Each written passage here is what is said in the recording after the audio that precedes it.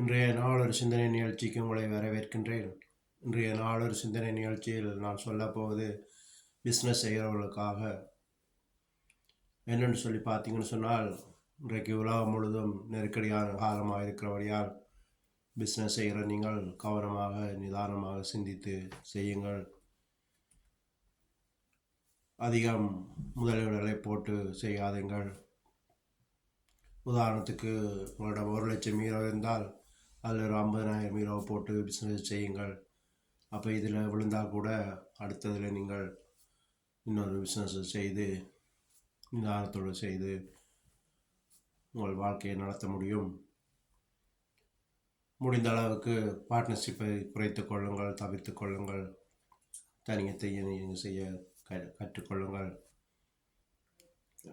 Partner செய்கிறதால அநேக ஏமாற்றங்களை சந்திக்கிறார்கள். குறிப்பாக சொல்லப்போனால் யூரோப்பில் வாழ்கிறவர்கள் இன்றைக்கு கடை ரெஸ்டாரண்ட் என்று எடுத்து நஷ்டப்பட்டு கடன்காரராக இருக்கிறார்கள். அதற்கு காரணம் மற்றவர்கள் செய்கிறார்கள் என்று சொல்லி பார்த்து அவசரப்பட்டு முடிவெடுத்து ஏமாற்றப்படுகிறார்கள். அப்படி நீங்களுக்கு பிஸ்னஸ் செய்ய ஆசையாக இருந்தால் முதல்ல ஒரு தெரிந்தவர்களோடு போய் அங்கே இருந்து அதை பார்த்து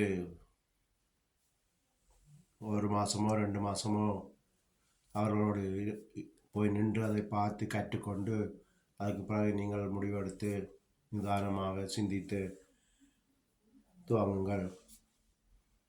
இன்று யூரோப்பில் போய் கடையில் வாங்குகிறோம்னு சொல்லி கடையில் வாங்கி வியாபாரம் இல்லாமல் சும்மா பேருக்காக கடையை நடத்தி கொண்டு பின்னுக்கு பார்த்தீங்கன்னு சொன்னால் நிறைய கடன்களில் வாழ்ந்து கொண்டிருக்கிறார்கள். இதைகளை தவிர்க்க வேண்டும் என்று நான் இதை சொல்லுகிறேன். எனக்கு தெரிந்தவரால் ஒருத்தர் இருந்தார். அவர் ஒரு ரெஸ்டாரண்ட் எடுத்தார். 1,80,000 யூரோவுக்கு எல்லாம் வேலையெல்லாம் செய்து 1,80,000 யூரோ முடிந்தது. பார்த்தால் அவர் ஒரு 6 மாதம் அது நடத்தவில்லை. அதோட வேறு ஆட்களுக்கு கொடுத்து விட்டார். அப்போ இதுக்கு கடன்பட்டு செய்த காசுகள் எல்லாம் நஷ்டமாகி பயங்கர கடனில் இருந்தார்கள். எனவே தான் சொல்லுகிறேன், கவனமாக சிந்தித்து செயல்படுங்கள். யாரை நம்பி நீங்கள் அந்த பிஸ்னஸ்களை துவங்காயுங்கள். உங்களால் முடிந்தால் நடத்த முடிந்தால் செய்யுங்கள். இன்னொரு ஆட்கள் இருக்கணும், அவளை நம்பி விடலாம். சொந்தக்காரர் யாராவது இருக்கணும்னு சொல்லி அவர்களை நம்பி ஏமாந்து விடாதீர்கள். நீங்கள் கடன்காரராகிவிடுவீர்கள். அடுத்தது இடத்தை அறிய வேண்டும். 2-3 தரம் போய் அந்த இடத்தை பார்த்து நல்ல இடமா கூடாத இடமா நடத்தலாமான்னு சொல்லி இந்த இடத்தை பார்த்து நல்லா அறிந்து சிந்தித்து அக்கம் பக்கத்தில் விசாரித்து இந்த கடையில் என்ன பிரச்சனை இருக்குது, ரெஸ்டாரண்ட்டில் என்ன பிரச்சனை இருக்குதுன்னு சொல்லி விசாரித்து இதை நடத்த கற்றுக்கொள்ளுங்கள். எல்லாரும் செய்யணுமேன்னு சொல்லி நாங்கள் போய் அதில் விழுந்து மாட்டுப்படாமல் கடன்காராகாமல்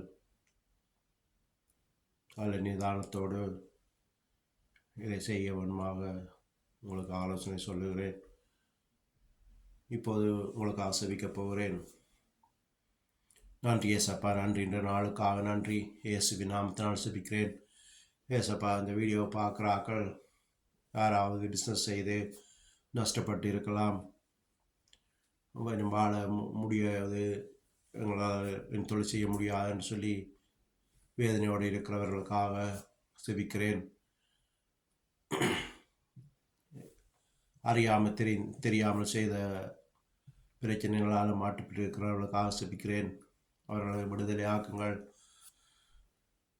வழிகளை திறந்து கொடுங்கள். உன் வழிகளை கர்த்தருக்கு ஒப்புவி, அவர் காரியத்தை வாக்கிய பண்ணுறான்னு சொல்லி பைபிள் வசனம் இருக்குது.